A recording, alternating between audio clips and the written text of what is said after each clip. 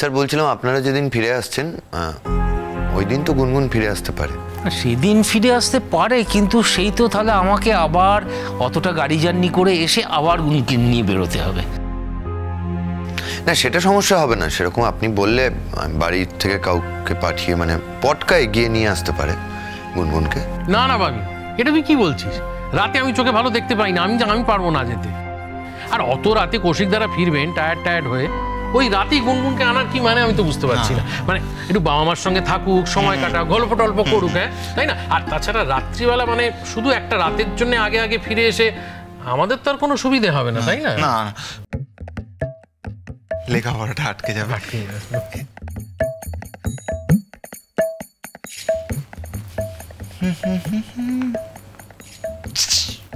চিনি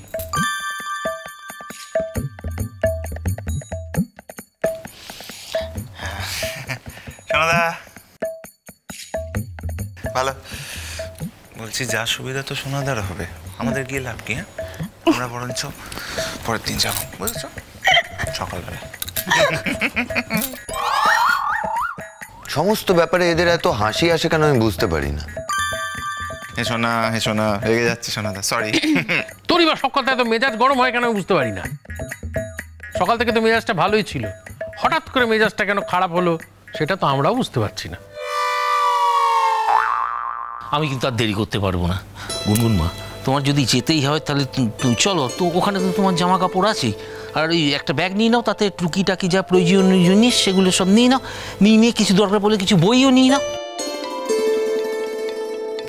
বই নিয়ে যে ওর কি লাভ হবে আমি ঠিক জানি না। আমি কিন্তু স্যার ওকে বলেছিলাম পরিষ্কার যে আমি টিচারের বন্দোবস্ত করে দিচ্ছি, লেখাপড়া করো।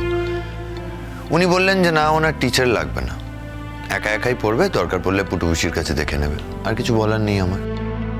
না আমি জানি খুব ভালো করে যে তোমার তরফ থেকে চেষ্টার কোনো ত্রুটি নেই, আর তাছাড়া তুমি নিজেও তো মাঝে মাঝে বই টই নিয়ে ওকে দেখাচ্ছ। না আমি লেখাপড়া ওই আর কি, আমি সামনে বসে থাকলে একটু লেখাপড়া করে, তাও করতে বাধ্য হয় রাধা। বড্ড বড় বড় কথা জানো তো। এই শোনো, তুমি সামনে বসে থাকলে আমি লেখাপড়া করি, আর আমার যদি অ্যাকচুয়ালি লেখাপড়া নাই করতে হয় তুমি সামনে বসলে আমি লেখাপড়াটা করবো না, ঠিক আছে? আমার যেটা সত্যি মনে হয়েছে আমি বলেছি স্যার। না শোনো, তোমার যদি মনে হয় তুমি সামনে বসে থাকলে ও লেখাপড়া করবে, তাহলে এই 3 দিন তুমি আমার বাড়িতে যখন ইচ্ছে তখন এসে ওকে দিয়ে পড়াশোনা করাতে পারো, আমার কোনো আপত্তি নেই। না স্যার সরি, ওটা আমার কাজ নয় যে আমি আপনার মেয়ের সামনে বসে থাকবো আর ও লেখাপড়া করবে। আমার নিজেরও অনেক কাজ আছে। ইনফ্যাক্ট ওই বললাম না, আমার নিজের ওই পেপার জমা দেওয়ার কাজ আছে, সেই নিয়ে কাজ করতে হবে, লেখাপড়া করতে হবে আমাকেই। না কৌশিকদা, আপনি এতটা এক্সপেকটেশন ওর কাছে রাখবেন না। ও একটা ব্রিলিয়েন্ট স্টুডেন্ট কৌশিকদা, আপনারা ভুলে যাচ্ছেন। সামনে ওর পেপার পড়া আছে, যেখানে সেখানে না, দিল্লিতে গিয়ে পেপার পড়া আছে। বিশ্ব সায়েন্সের একটা মানে ধারক বাহক, হ্যাঁ ওর উপরে একটা দায়িত্ব আছে না। দুম করে জানেন কি সিনসিয়ার স্টুডেন্ট, মানে যখন লেখাপড়া আগে যখন করতো আর কি, খুব মন দিয়ে, বিশেষ করে এই পেপার জমা দেওয়ার আগে তো দরজা বন্ধ রাখতো সারাদিন, মনে পড়ে? হ্যাঁ খেত না, ঘুমোতো না। ওই মিষ্টি কোনো ক্রমে হাত জোর করে ওই দরজার ফাঁক দিয়ে খাবারটা ঢুকিয়ে দিয়ে আসতো, তখন দুটো খেত ছেলেটা। হ্যাঁ সেটাই বরঞ্চ ভালো ভাবিন। তুই তো বলিস গুনগুন থাকলে তোকে পড়াশোনা করতে দেয় না, তোকে বিরক্ত করে, আর ও থাকলেই এই সব কটা তোর কাছে যাবে, তোকে বিরক্ত করবে, তোকে পড়াশোনা করতে দেবে না। বরঞ্চ গুনগুন মা যাক, তুই বরঞ্চ এই 2-3 দিন ভালো করে পড়াশোনা করে নে মন দিয়ে। হ্যাঁ সেটাই ভালো, বলো মা লক্ষ্মী? হ্যাঁ বুঝতে পেরেছি। এই কোথায় যাচ্ছ ভাবিন? কেন? না মানে তুই হঠাৎ করে উপরে চলে যাচ্ছিস, তুই তো নিচে নেমেছিলি একটু আগে, তারপর নিচে তোর কোনো কাজ ছিল, তাহলে হঠাৎ উপরে যাচ্ছিস কেন? আমরা সবাই তো এখানে আছি। না তোমরা ওকে খেতে দিচ্ছ না কেন? ওকে তো ইনস্টিটিউটে যেতে হবে। তোমাদের কি অন্য কোথাও মাথা আছে নাকি? আরে অদ্ভুত তো, তুই আমাদের কেন দোষ দিচ্ছ? ও তো নিজে একটু আগে বললো 1 ঘন্টা পরে যাবি, তুই শুনলে না সেটা? প্রথমেই তো এসে বলেছে যে ওর 1 ঘন্টা দেরি আছে যাওয়ার জন্য। ও এমনি এসেছিল নিচে, কৌশিকের গলা পেয়ে বোধহয় এসেছিল, তাই না রে ভাবিন? আচ্ছা কেন আমি ওপর থেকে নিচে এলাম সেই কৈফিয়ত চাইছো? না তা কেন চাইবো? তোর কি হলো কি? তুই হঠাৎ তো মেজাজ খারাপ দেখাচ্ছিস কেন আমাদের? হ্যাঁ মেজাজ তো একটু হবেই। আমায় বললেন? না না, আমি বুঝতে পারছি তোমার মেজাজটা নষ্ট হয়ে গেছে, তার কারণ পড়াশোনাটা লেখাপড়াটা একটু ডিস্টার্ব হয়ে গেল না সব কিছু। তুমি ওপর থেকে নিচে নেমে আসতে হলো। যাও, তুমি যাও, গিয়ে পড়াশোনা শুরু করে দাও। গুণমা, তুমিও যাও, গিয়ে ব্যাগটা নিয়ে তাড়াতাড়ি চলে এসো। চলো আমরা বেরিয়ে পড়ি তাহলে। বলছি কি গুনগুন, বাবিন তো ওপরে যাচ্ছে, তুমি আবার ওপরে যাবে? না মানে কি বলো তো, তুমি গেলে না দেখবে ও আবার ঠিক তোমাকে বলবে তুমি ওর পড়াশোনা নষ্ট করছো। হ্যাঁ, আমাকে বলো না, আমাকে বলো তোমার কি কি জিনিস লাগবে, আমি গিয়ে কোনো কথা বলবো না, আমি যাবো আর নিয়ে আসবো। বলো না, তুমি গিয়ে তো ওর জিনিস খুঁজে পাবে না বৌদি ভাই, ওকে যেতে দাও, বরং ও 2-1টা বই নিয়ে যাক। এখানে তুই কত রকম কথা বলিস রে? হ্যাঁ, এক্ষুনি বললি বই খাতা নিয়ে যেতে হবে না, আবার বলছিস বই। কি রে সোনাদা, এসব কি বলছো? তুমি পাগল হয়ে গেলে নাকি? হ্যাঁ, পটকা পাগল হয়ে গেল। না না, মানে আমার কয়েকটা পার্সোনাল জিনিস আছে, প্লাস কয়েকটা ক্রিম ট্রিম আছে, আমি নিজেই গিয়ে নিয়ে চলে আসছি। ও তুমি যাবেই? হ্যাঁ মানে আমি যাবো আর আসবো। ড্যাডি আমি গিয়ে এক্ষুনি চলে আসছি। 5 মিনিটের মধ্যে চলে আসবে কিন্তু। হ্যাঁ ড্যাডি, 5 মিনিটস। ওকে ওকে, তাড়াতাড়ি।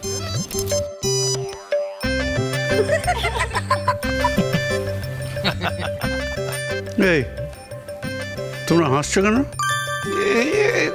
এর মধ্যে হাসির কি হলো? তুমি এসছো মেয়েকে নিয়ে যেতে, মেয়েকে আমরা ছেড়ে দিলাম, সেই আনন্দে হাসছো নাকি? আমি যে কি আনন্দে হাসছি সেটা একমাত্র আমি জানি, পটকা জানে, আর ওই বাচ্চাগুলো জানে। মাঝে মাঝে আমার খুব সন্দেহ হয়, আচ্ছা তুমি কি তোমার বয়সটা ভুলে যাও? হ্যাঁ দাদা, ওদের দেখে আমি বয়স সত্যি ভুলে গেছি। আমার এখন অনেক বেশি ভালো লাগে ওদের সাথে থাকতে। এর জন্য তুই পালের গোতাটা দায়ী, ওই তো সবাইকে নাচিয়ে বেড়ায় একেবারে। ও কেউ কি কম নাচিয়েছে, কিন্তু এর মধ্যে একটা ছোট্ট ষড়যন্ত্র আছে। এই কৌশিকদা, কি করছেন কি আপনি? মানে আপনি যে কি করেন না এক এক সময়, সব শেষ করে দিচ্ছেন তো। কি একটা ষড়যন্ত্রের কথা হলো? কিসের ষড়যন্ত্র? সেটা আমি তোমাকে এখন বলতে পারবো না, পরে বলবো। তার কারণ আজকে আমি সত্যি তাড়াহুড়ে আছি। শুধু এইটুকুন জেনে রাখো, পটকা ভাই ফোন করেছিল, আমি যেই পটকাকে বলেছি যে আমি 2 দিনের জন্য বেড়াতে যাচ্ছি, বাইরে যাচ্ছি, সঙ্গে সঙ্গে পটকা এমন ইনোভেটিভ, ওই ইনস্ট্যান্ট ওর মাথার থেকে পরিকল্পনা বেরিয়ে গেল। তো পরিকল্পনাটা কি সেটাই তো বুঝতে পারছি না। সব কথা তোমায় বুঝতে হবে না বড়দা, সব কথা সবার বোঝার জন্য নয়, সব কথা তুমি বুঝতে পারবে এমনটা ভেবেও না। কৌশিক, এবার থেকে না আপনার সঙ্গে আমি আর কোনো প্ল্যানই করবো না। ফাঁস করে দিচ্ছিলেন আর একটু হলে। না না না না, এই মুখে দিলাম কুলুপ, আর কথা বলছি না। যা যা প্ল্যান করা হয়েছিল সব কিন্তু রাখতে হবে। কাকু, আপনি এত চিন্তা করবেন না, আমরা আমাদের নিজেদের স্বার্থেই সব পুরো ব্যাপারটা ঠিক মতো করে দেখে নেবো। হ্যাঁ, এখন কথা হচ্ছে এই যে পাবিন কুমার বারবার বলে যে গুনগুনের প্রতিও বিন্দুমাত্র কনসার্ন নয়, সেটা সম্পূর্ণ ভুল, মিথ্যে, সেটা আমরা প্রমাণ করে ছাড়বো, তবে আমার নাম রিজু। হ্যাঁ ঠিক কথা বলেছো। দেখছেন না সব সময় আমাদের সামনে কিরকম ওকে হেলা চিন্তা করে, অথচ বাবু কিন্তু এক মুহূর্ত না নিজের বউকে ছেড়ে থাকতে পারে না। কতবার করে আপনাকে বলছিল, কথাগুলো শুনলেন না? কি হচ্ছে কি ওখানে? কি হচ্ছে আলাদা করে গোপন কথা? কি হচ্ছে কৌশিক? তুমি আবার ওখানে কি করছো? আরে সব কথা কি তোমায় বলতে পারবো? তুমি ওদের বলতে পারছো আর আমাকে বলতে পারছো না? আর তাছাড়া ওরা তো তোমার ছেলে মেয়ের মতো। আরে ছেলে মেয়েও তো একদিন বড় হয়, বন্ধু হয়ে যায়। আঙ্কেল, হ্যাঁ বলছি যে আমরা কিন্তু সবাই বিকেলে আপনার বাড়িতে। হ্যাঁ, হাতে নাতে ধরতে হবে একদম। আচ্ছা বলছি, সোনাদা যদি না যায় তাহলে কি হবে? তাহলে আমার নামটা বদলে ফেলো রূপাঞ্জন, বা উল্টো কোনো অন্য কোনো নামে ডেকো। যাবে না মানে আজকে সন্ধ্যেবেলায় বাবু গিয়ে হাজির হবেন ওখানে, আর ঠিক তখনই বমাল সমেত ক্যাচ কট কট।